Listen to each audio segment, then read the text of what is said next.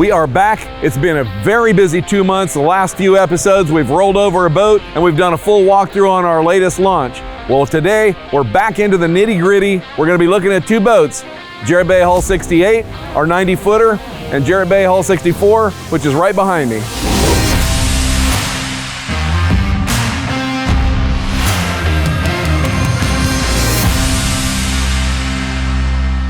We're in the new construction building and we're looking at the Tumblehome bumpers for the 90-foot Hull 68. They're pre-laminated, screwed together, the screws have all been removed, and they're being shaped.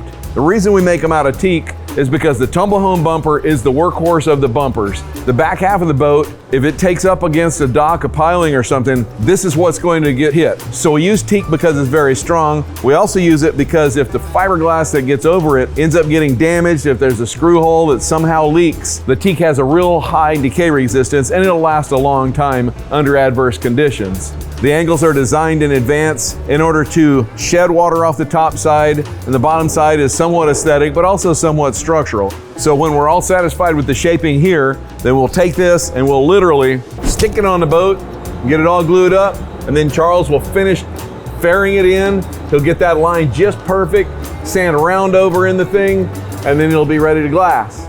So once the board is put in place, it's got to be secured in. You can see that it doesn't want to just lay up against the boat because the boat has a curve to it.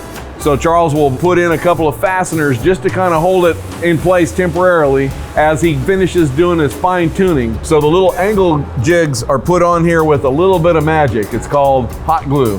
It doesn't damage the paint or the fairing, and it is just strong enough to hold the weight of the Tumblehome bumper. In fact, we have to kind of be careful when we're setting this up or else we might knock it off accidentally, which is why they're painted with the orange paint, so nobody bumps it accidentally and knocks it off that way. One of the old world skills that we apply here regularly is that we let the wood do the fairing. When you make a nice clean piece of any kind of structure, in this case bumper, and then you fair it around your hull, the shape is very much self-fairing.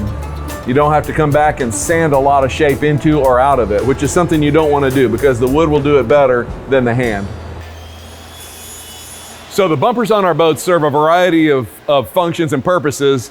So we're looking down the side of Hull 67 right here, right now. And what we're seeing is the fairing process on the Tumblehome bumpers. I'm in the crew room of Hull 68. Jarrett Bay's 90-footer, and this is our main bulkhead. The last time we were here, the boat was upside down and we were going out the door.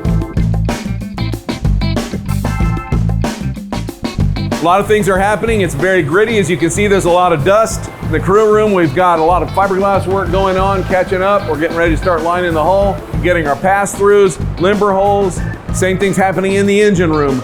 This looks like a giant engine room. It is a giant engine room. It's gonna shrink real fast because it's getting 2 giant engines, and then it's gonna get 2 giant generators. And then as we come into the pump room, you can see we're to the stage here where we're putting our floor foam in. We just do that to level it up and create individual sump areas. We're gonna get 2 big gyros, and those are gonna kind of be the heart of what's going on in this space.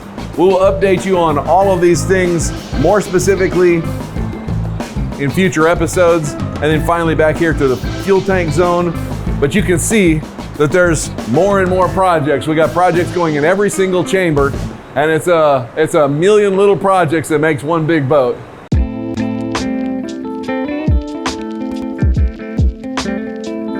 A few episodes back, we did an extensive inside look at the Dinette for Jarrett Bay Hull 64. Well, it's install day and I'm in the salon of Jarrett Bay Hull 64, and this stack of stuff here is the Dinette. All those components that Rick was working on have been finished and they're ready for final install. In a few minutes, the finished carpenters are gonna come in here and they're gonna do a final fit, make sure none of the plumbing has interfered or gotten in the way with anything. Each of these components will either get glued and glassed in, or in some cases they'll get bolted in depending on what the future needs are of that individual space. All of the components each keyed together very carefully. They had to move things a little bit, a 16th here, a 16th there, in order to get it to slide together. That's how close these fits are. You can imagine there will be a table here, our floor, which we talked about these sockets before, and there will be cushions and it'll be comfortable, and I'll be sitting here drinking a cup of coffee. I hope you enjoyed this episode. As always, thanks for watching, and we'll catch you next time.